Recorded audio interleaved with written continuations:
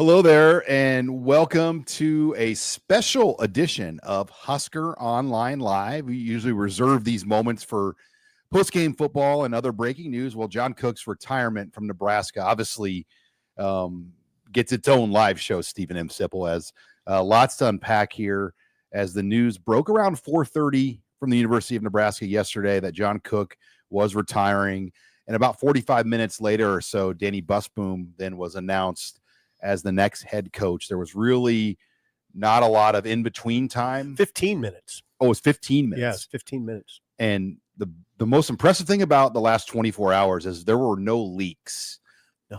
And in the world that we live in today, it is truly remarkable that a piece of news like what just happened with John Cook announcing his retirement did not get out. And I'm glad it didn't, because John Cook obviously deserved every bit of how this thing played out versus kind of a stressful, oh man, so-and-so broke the news and now I have to tell everybody. And this couldn't have played out any better for Troy Dannon or John Cook. Well, those guys are certainly important. I think the most important people in that conversation are the players.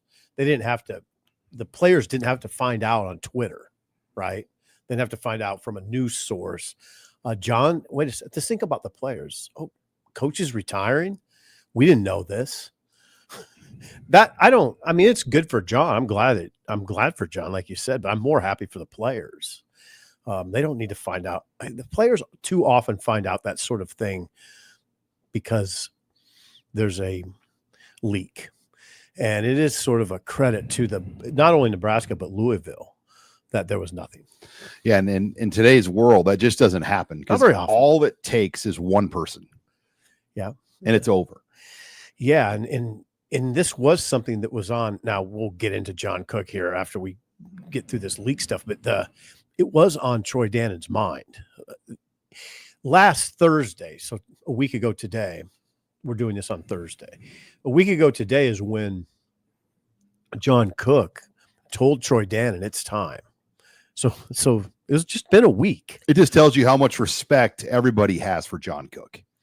Yeah, it tells you that. It also speaks to I think it speaks to the leadership of Nebraska and Louisville. I mean, that's pretty. Just 3 people though knew until later on Monday. Then 20. And then at that point, Monday 20. I mean, that's Sean. There's 48 hours there before it came out on Twitter. So maybe a little bit more than 48 hours. Man, I mean, 20 people knew. That's a lot. That when it gets to be that number, sometimes somebody gets loose, right? Right. Well, not this time. Lots to unpack here as we discuss John Cook and his impact, and 25 years at Nebraska, 25 years for Tom Osborne at Nebraska. I mean, real similar. Yep. 4 national championships for John Cook, 3 for Tom Osborne here. Mm-hmm. But most importantly, John Cook has changed women's sports, volleyball. We talk so much right now in women's sports about the Caitlin Clark effect. Well, Caitlin Clark tried to fill a football stadium in Iowa, and she got 50,000. John Cook filled the football stadium with 90,000. 92,003 is the number. 92,003, which was a monumental occurrence, obviously, in August of 2023. John, there's just not many people you can say this about. Not many coaches. There are a few, but not many that you can say elevated their sport. He elevated the sport. Yeah, this wasn't just one player. It was a program. The way he did it. I mean, this team, these girls were beloved. They were rock stars. I mean, they filled venues wherever they went. I mean, if they played a match in Mexico City, it probably would have been a sellout. Yeah, and what I just go back to is he did wonders for the entire sport of volleyball. There's just not that many guys you can say that about, and there's not that many coaches you can say, regardless of sport, he's one of the greatest coaches of all time, regardless of sport. Well, and the other thing about Troy Dannon said that. And it really hit me. He evolved with kids today. I think the John Cook that we knew at the beginning was a much different John Cook than the one that retired here. And that's not easy to do as an older person. You nailed it, Sean. To evolve with kids. I mean, think back to I mean, early in his career, I mean, just like the great Shalise Aparo, and she went up to the press. I mean, just some of those, like that was a different version of John Cook, just with how he handled situations. Where to the end of his career, he was doing TikToks, having fun. He handled the Harper Murray situation with just class and dignity, and helped her through a very difficult situation to have a very good year, and stuck behind her and carried her through that tough situation. I mean, John Cook, doesn't get enough credit for how he evolved to fit today's kids better. He probably doesn't get enough credit for that, and partly because it's happened over a period of time. I mean, I remember writing a column about that very topic in 2015. It was 10 years ago. And like Dr. Larry Widman was heavily involved. John knew I'm glad you brought it up. I mean, John knew he had to evolve with the way young people are changing. There's a lot of things that go into that. You still want to be a demanding coach. There still has to be accountability, but I don't like to say there's got to be a softer touch at times. I think I know one thing they looked at really closely. It was interesting to me. They looked closely at their huddles, and they noticed in the huddles, the players were too far apart, and they adjusted and said, we can't be this far apart in the huddles. We have to be together. Just little things like that. They do end up adding up. Yeah, but you're right. He evolved. Even with his handling. Listen, one other thing. I mean, remember what I said just a second ago? He did that 10 years ago. And you remember what he said today? These 10 years were his best. He evolved 10 years ago. And these past 10 years were his best years. Even with just evolving to NIL, because look, you take away some of the outliers like Libby Dunn and Caitlin Clark and female NIL. Like Nebraska volleyball is the best NIL program, arguably, for women's athletics. Maybe UConn women's basketball is up there as a program, but not many rival it. So there's a lot of money. There's a lot of egos and things that you have to massage and work with in this NIL era. And initially it was tough. I mean, they lost Keona Leakana because they didn't have a spot for her, and some things like that with the numbers that they had early in this NIL era with COVID worked into it. And he had to navigate through that. And, now you heard Troy Dannon say, like, I don't know what revenue share it's going to fully look like, but whatever it is, we're going to be at the top of the market for women's college volleyball. Yeah. He said, he told you we'd set the market. We'll set the market. John, he had an extensive press conference today. He did not. I don't get the impression he's one of the coaches that is bowing out because of the way college, because of the way college athletics has become, like the Virginia basketball coach, like Saban. Some others have done it and haven't really spoken publicly about it too much, but like Roy Williams, I think, is an example. You'd say is an example, but I didn't get the impression today from John that was a reason that I got the impression, or I've gotten the impression, that he's rolled with the tide pretty well. Some guys get out because of what's happened, because of NIL, because of just the way college athletics has become. I think John was, if he wasn't okay with it, he was at least willing to deal with it. I'll never forget, I was a beat writer. That's my read, by the way, for John Cook, his first season. So I covered his whole entire first season. 2000. And they were preseason. I don't know what the ranking was, like 9th or 10th or 11th. I mean, something like that. And he comes up in his first press conference as head coach, replacing Terry Pettit, a legend in his own right, a national champion head coach, and said, I just saw we're picked 10th or whatever it was. And he goes, I was surprised. He goes, because if there's 9 teams better than us right now in college volleyball, it's going to be one heck of a year, because I think we're pretty good. And he's like brash, like not very many coaches ever would say that, let alone in their first year. But what did John Cook do that opening year?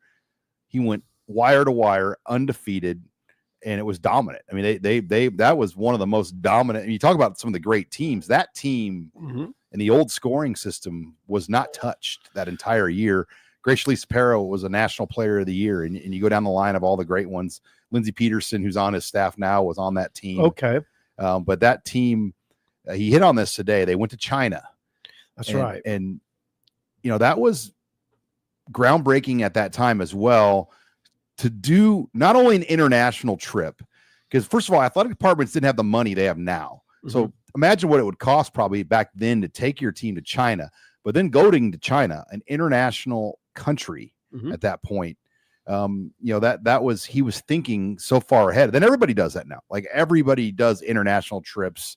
And, he did the China trip multiple times over his coaching career. And it was one of the ways he grew the culture of his program, of his team. And they would play matches in China.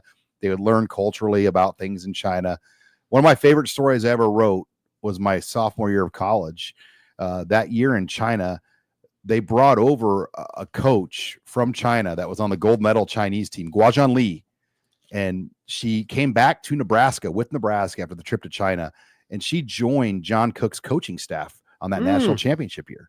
And her and Nancy Metcalf were out that year. They practiced against John Cook's team that year every day in practice. But John Cook just always was thinking ahead. And, great coaches do that. They always, like Tom Osborne, thought about nutrition, strength and conditioning, all the other things that mattered that helped build his program. And John Cook, in a lot of ways, did the same thing with volleyball. Absolutely. And then we also should mention that the successor to John will be Danny Busboom Kelly, which I guess we're just calling it a no-brainer, basically. Yeah, I don't even know if a search was necessary. I mean, like, yeah, probably not. I can tell you, last summer in about July, we were somewhere with some people close to Danny, and it was on my radar last summer. I mean, that, all right, this is going to probably happen sooner rather than later, that she's going to be the next head coach of Nebraska. But from Cortland, Nebraska, went to Adams Freeman High School. I mean, you hate to use like the Scott Frost like analogy, but it's like another version of this, a national champion player, a leader, a captain from the state of Nebraska coming back home. But she has accomplished it at a higher level. She has gone to multiple Final Fours. She's gone to 2 national championship games, and she was beloved as a player. I mean, she was early on in John's tenure, she was arguably one of the most popular players. Is that right? See, I wasn't covering it then, but yeah, she was obviously a natural choice. It's really interesting to hear John say, I mean, he kind of mentioned it as his greatest accomplishment is the former player is taking over the program. It says a lot, right? When you think about it. I mean, a former player's taken over. And I don't know. I guess in a sense, John made the call. I just don't, Troy Dannon, it would have been really odd if he would have went another direction, right? Well, and who would have been who's better? I mean, like nobody. No, this all fell into place really easily. And it is a credit to John in a lot of ways that it fell into place like this. And I think we should emphasize too, he has more years in him. He could have kept going and operated at a really high level. He's not leaving because he was worn out. He wanted to leave while he was rolling at a high level. I mean, he made that very clear that that's always what he wanted to do. Not with the program struggling, not being sort of maybe forced out. No, he went out. He said it'd be better to burn out than fade away. John's not just fading away. One, Danny truly has earned this opportunity from being an assistant at Tennessee to being an assistant at Nebraska, then getting the head job at Louisville when it was a bottom. I mean, she didn't inherit a program there that was a national power, but she was smart enough to see the potential that program had with its facilities and resources to make it a national power. So she's earned this in every step of the way to get this opportunity. Because, if they posted this position for other coaches, I mean, almost any coach in the country would want this job. Oh yeah. And John made a great point too. And you know this, Sean, because you've been around here. He derived a lot of confidence from the fact that Louisville hosted the Final Four this year. There was a ton of pressure on Louisville to make the Final Four. They made it. And that says a lot. That does it. When he said that, it resonated with me.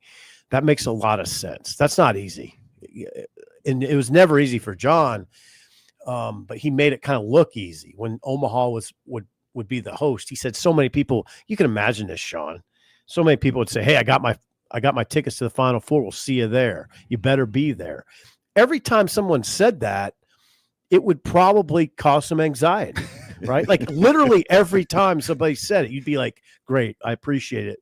But also you'd be thinking, oh yeah, we got to make this. It doesn't get handed to you. On a football example, I feel like it would be like Matt Rule this summer. Everyone saying beat Colorado everywhere you went. And if Rule didn't beat Colorado, exactly, like you'd really feel that pressure because everybody wanted to beat Colorado here so badly. I got my Colorado tickets. You better beat them. It's kind of fun in a way, but when you're directly involved, there's some pressure there. So this is really interesting the way it's unfolded. It's really exciting, I think, for the fan base. I know there's a lot of mixed emotions because John is beloved. I mean, he's a beloved figure in the state. You would say on the Mount Rushmore of Nebraska coaches, you can say, now I'll be interested to hear what you think about this. I would say there's three no matter what. It's just Devaney, Osborne, and Cook. After that, maybe Pettit. Maybe. I mean, I don't know. After that, like I said, after that, I don't. You can make an argument for Francis Allen, Dave Van Horn. There's a few others, but there's three no doubters. Yeah, Dave Van Horn just wasn't here long enough. Right. But I mean, when you say Pettit, Cook won 4 national titles. Pettit won 1. Pettit won 1. Now that's great. And Pettit, listen, I covered Pettit. He's an incredible coach, incredible man. He set the stage. I want to give him all the credit, but the top 3 are the top 3. That's it. After that, then you can kind of you can have your arguments, Well, and just think about how strong that brand was at the very end from filling the football stadium. But then when they were going on the road, it was a legit Caitlin Clark effect every match where teams were moving their Nebraska volleyball match to a bigger venue. Yeah. And they were selling it out. When Nebraska went to the Pacific Northwest, to Oregon and Washington, record crowds. When they went to Northwestern, record crowd. When they went to Maryland, record crowd. To do that. And then the television ratings. Look, when the Final Four brackets came out and they showed that ABC was going to air some regional finals and Final Four games, lo and behold, I said this to you guys that day. I go, I guarantee you that ABC match for the regional finals is being reserved for Nebraska. And they played Wisconsin on ABC, which who would have thought 5, 10, 20 years ago, you'd be on a Sunday watching college volleyball on ABC. Right. Well, see that guy right there? Big reason. And big reason. John has been, I can tell you, when I used to work for the Husker Sports Network for one season, we started doing these daily practice reports on the air every day. This 2007 season. And John was an avid. He's like, why aren't we doing volleyball practice reports? I mean, he always pushed. He's a good promoter and believed in what they were doing was as big. And to give you an idea now, I asked Troy Dan in this today about just how, big the demand is. And he's like, I don't know what the exact waiting list is. For what? For women's volleyball season tickets. Okay. He goes, but we are planning to expand the Devaney Center to over 10,000. Currently has 8,000 seats, 8,500 or whatever they laid in there now. And on top of that, only 40 season tickets turned over last year over year. 40. And there was one booster that gave $125,000, which is a lot of priority points for that particular 1 year. You get the extra bump for. He did not have enough priority points to get volleyball season tickets. $125,000 donation didn't do the trick. No. And that's the thing. Like, they'll never do this, but they could literally play college volleyball every match at PBA and sell out every match. And they could make as much or more money than Nebraska men's basketball. They're going to play some matches at PBA. Yeah, but it's a third-party event. Okay. Yeah, but that's something that'll be that'll be new, right? They've done that event in Omaha. Right. but never at PBA. So we're going to play some matches at PBA. Now, Danny Busboom Kelly will have some say in how many and how they do it probably. And I remember when they were at the Coliseum, it was about 4,000-ish seats. Yeah. And it really took some convincing to get John Cook to move to Devaney because he thought it was too big. Okay. And then Osborne and the people there at that time laid out like a structure, like, no, we're going to reconfigure this. It will have that cozy environment, and it won't be 14,000 seats or whatever Devaney was at that time. And they brought it down to 8. But now they've outgrown the 8. Yeah. So here we go. I mean, it's amazing what he's done. It's hard to put it all in perspective, actually. The impact is enormous. So now we move on. Are we doing some super chats? Well, we don't have any just a couple comments on the air. Matt and Lindsay Harm love having my sister-in-law and her family back home. And, the family, and then Joseph Doherty. Yes, we are live. It's a rare treat to get Husker Online live out of football season. But Danny's husband is the former long snapper and Creighton Prep product at Nebraska, Lane Kelly. A guy I've known for a number of years. His father, Doug, a great man, great family, and they'll be back here. And I know, they're really, really excited to come back here. I mean, Lane they're both Nebraskans, and for them and their families, I can't imagine how exciting this is. Oh, that, if Danny does this job right, she's 39 years old. Like, she could be here 25 years. Yep. I mean, now this is where you have to give voice to. There's no guarantees here. There's no doubt in my mind that they hired the right person, but we see it all over the place. We've seen it right at Nebraska, where a legend retires and it doesn't. There's a drop off. The one thing I love about sports, I bet you Danny Busboom loves it, is there's no guarantees. I love it. That's what I like about it most. It's not a reality show where it's scripted. This is real life. And you saw Nebraska's football program was fine under Frank, but it wasn't the same Frank Solich as it was under Tom Osborne. Alabama football is getting a dose of reality right now. It just didn't. I don't know. I thought maybe you'd just keep rolling like it did under Saban. No, they finished 9-4. And as Bob Stoops and Mac Brown got going in the Big 12, and then you even had Mike Leach at Texas. You had some good coaches come in the Big 12. That Gary Pinkel. I mean, guys that were winning that made it harder for Nebraska to win. Yeah, that's part of it too. So, and she walks into a meat grinder of a league. The Big Ten is just enormously difficult. I think John won it. Did he win the Big Ten how many times? 6 times? 5 times? That is remarkable in itself. The last thing I'd say about John and trying to put him in perspective is it got to the point with John where if they didn't make the Final Four, it was kind of a surprise. Now, how good are you when that's the case? It hit me a couple years ago, actually. I don't know why it popped into my head, but I thought it sort of became ridiculous, the expectations. Like, who has those kind of expectations? If you don't make the Final Four, there's fans that are disappointed. That's moving a program to a ridiculously high level. And on top of that, people always expect them to host. Like, you wanted all 4 of the tournament games here, and you played 4 tournament home games, and then you went to the Final Four. I don't know how he did it. I mean, he did it through fabulous recruiting. There's so much that goes into that conversation of how you did it. There's a temptation to simplify and say, well, he's simply just a great recruiter. No, it's more than that. There's a lot that goes into you have to manage the talent. Manage the talent, manage everything. I mean, think about like Lindsey Krause, who could start for 95% of the teams in the country, if not higher, got beat out. And she accepted her role and was a great teammate here down the stretch of this run that they had. And Allie Batenhorst, another player that could have started anywhere. She went in the transfer portal, and it was a very, clean breakup. And when she came back to this arena, she received as loud of an ovation as any Husker player.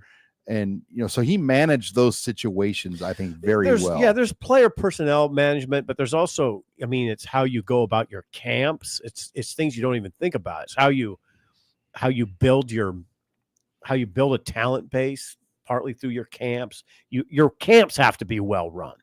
You have to put the correct staff in place, not just your assistant coaches, but the ancillary staff. The head coaching profession, as you know, Sean's always sort of fascinating me. I love talking to coaches. I love writing about coaches. My angles are always sort of geared that way because I respect so much what they do.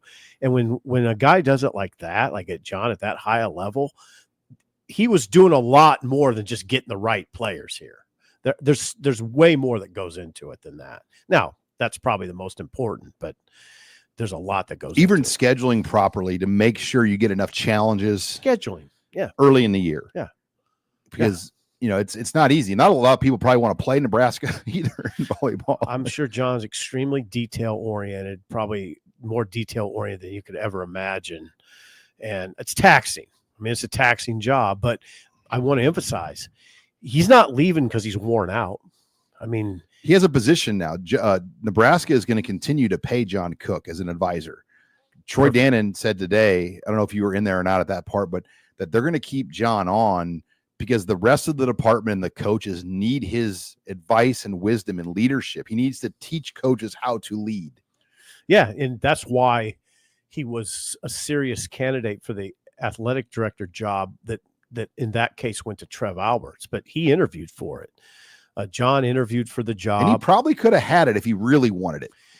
Perhaps, yeah. I mean, I don't know where he was in comparison to Trev at that moment. Now, when Trev interviewed John, I can remember John telling me he told, I don't know if it was Ronnie Green. Yeah, it was Ronnie Green at the time. He told him, hire this guy. This is the guy.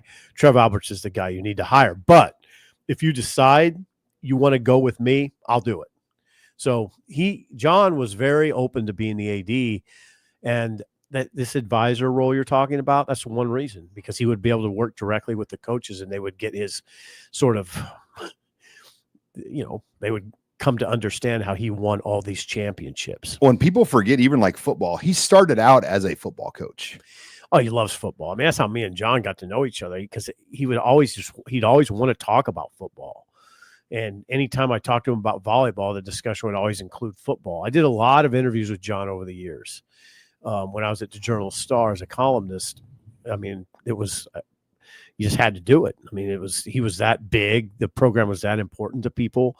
But John, he wanted to be a football coach initially, but his life took him a different direction, as he says. He says his greatest mentor is Tom Osborne. And he called Osborne a couple of days ago and told him of the news. So Osborne was filled in. Osborne knew before the recruits. Abby Barmore, our volleyball writer, I thought maybe the most interesting thing I read last night was that the middle block, the opposite hitter from Missouri City, Texas, saying she was shocked by the news. She was shocked. What's that tell you? She didn't have much of a heads up. Right. So not many people did. The opposite hitter was shocked by it. I was like, wow. So not many people knew at all. And I think it was important to have this so buttoned up and where the succession plan was this quickly. Like you didn't want to leave the window open for a week or two. Especially when you knew where you're going with it, right? Because then it would allow the transfer port. The players do get 30 days. Okay. And it would allow top programs to poach. Yeah. And say, hey, you may not know who they're going to bring in. We could bring you here and we'll pay you more than you're making at Nebraska. Yeah. And Abby talked to two of the three members of this class of 2026, and they both said they're all in. And frankly, they know Danny because Danny Busboom Kelly recruited them to Louisville. So they already have a connection. Well, her Louisville team, as Matt and Lindsey Harm posted, swept Nebraska in Lincoln, but she received a standing ovation when she brought that team into Lincoln. Swept Nebraska in Lincoln. That's pretty impressive. Yeah, I mean, obviously, and I don't know a lot about Danny as a coach, but man, today you learned some today, and that picture that both Troy Dannon and John Cook painted of Danny Busboom Kelly, now I'm very interested in this. She's got to have a lot to her. A lot of dog. Yeah, exactly. A lot of substance. Well, Of substance. I mean, I'm going to call it substance. She's from Cortland. Yeah. And we drive, Nebraska. We drive through, when we go to Beatrice, you and I a lot, we drive through that community in that area. And Adams Freeman, they are a highly intense athletic community. I say that because one of my younger daughters plays, but we play against some of the teams from those communities. And like, it's a sport. I mean, people there are competitive, locked in, and they always win. And she grew up in that type of culture, you heard John Cook say. And she played softball, she played basketball, she played volleyball. I don't know if she did track, but I mean, she did everything, and she wanted everything. So, I mean, this is like full circle. Nebraska volleyball is about the girls in the state in a lot of ways. And here, a little girl that grew up playing in a small town, went to Nebraska, now is going to run this program. And I reiterate, John said I don't know if he said it was the greatest accomplishment, but he said it's he feels that might be his greatest accomplishment, that happened. And you heard Dannon talk about her. He used the word intense. I mean, I'm really interested in Danny Busboom Kelly now, what she's all about. I just haven't, it wasn't my sport to cover. And I know about her, but I've really, after today, hearing John talk about her, tell that story about how when she was here and he told her, brought her in the office and said, we're moving you to libero. And she said, F you, basically, and stormed out. Can I say that? Yeah. And it was a problem. That told me, though, of her fire. And then a few days later, she came back and she had written John a letter, like a note that said, I'll do whatever I have to do for this team. And now she's the head coach. I mean, it's an amazing story. I love that story that John told about her, though, because it tells me about her fire. And being the setter when you've probably been in that role, that's a big deal. Yeah. And then you're going to get summoned to be the libero, which is, she didn't like it. It's not as glorifying of a position because you're not setting, you're not hitting, you're back row. She didn't like it. Right. And she made her feelings clear, but she didn't quit. She went away for a few days and then came back with a note that obviously made a huge impression on John, because John tears up when he talks about it. By the way, that was amazing today. I guess I wasn't prepared for him being that emotional. He was extremely emotional early, could barely get through it. And he said when he drove up to the Hawks Championship Center this morning, he lost it. He said, I lost it. It's a hard day for John. I mean, that's not easy what he did, what he just did. Retired, had to present himself to the state, through the media. That's taxing. That'll be taxing. And now the first opportunity we'll get to meet Danny Busboom is next week. Yeah, Wednesday, I believe. Wednesday, they're going to do it in Devaney. More of a, not necessarily, there'll be a press conference, I'm sure, at some point, but more of a celebration for the fans. What a time this will be. What an amazing moment that will be. And, like I say, it'll be a lot of people. Now, Sean, Danny Busboom Kelly, about her much more than I do. But there's going to be a lot of people like me that are just interested to see what she's like. What's she like in that setting? What's she like in any setting? She's taken over for a legend, and she's already accomplished. So it's really a fascinating sports story in our. It just hit me that way. It's in our little world. This is still a huge story now. And I'm really happy for John. I'm really happy for Danny Busboom Kelly. It worked out this way. And then it sounds like our first look at her coaching could be in Ord, Nebraska. Yeah. He tipped his hand. John did on Monday. He was in Ord with Lindsey Peterson as my guest, doing kind of a site inspection of where, and this was a tradition that John Cook has started, where he likes to take the spring match to different parts of the state. Mm-hmm. Well, Ord is going to host this year's match. How about that, by the way? Ord, the home of Doug Duda, our good buddy. Is that home? I didn't know that was Doug Duda's home, the radio man in Kearney. Ord is going to be the.